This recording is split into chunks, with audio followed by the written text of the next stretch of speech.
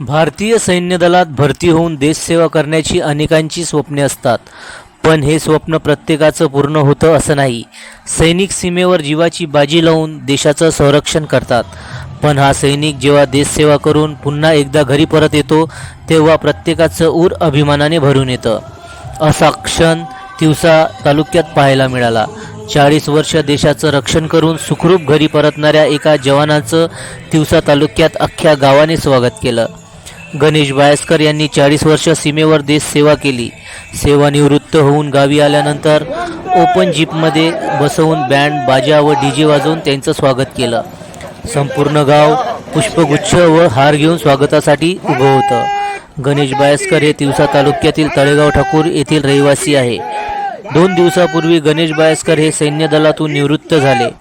निवृत्तीनंतर त्यांना अनोखी भेट म्हणून तिवसा तालुका माजी सैनिक संघटनेच्या वतीने अचानक झालेलं हे स्वागत पाहून जवान गणेश बायस्कर भारावून गेले.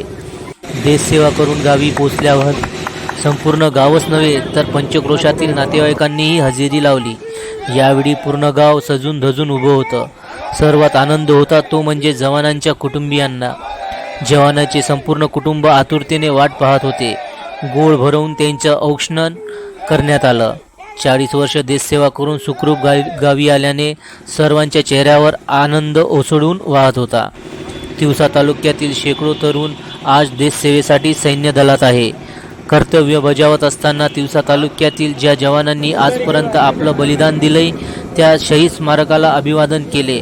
मात्र 40 वर्ष देशसेवा करून सुखरूप परतणाऱ्या जवानांचं अनोखं स्वागत यावेळी करण्यात आले.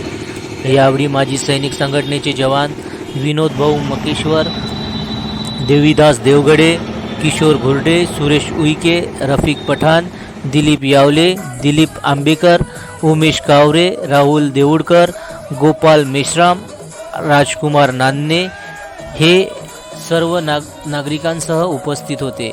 या प्रथेची चर्चा जिल्ह्याभरात रंगत आहे. जनसमर्थन न्यूज तिवसा.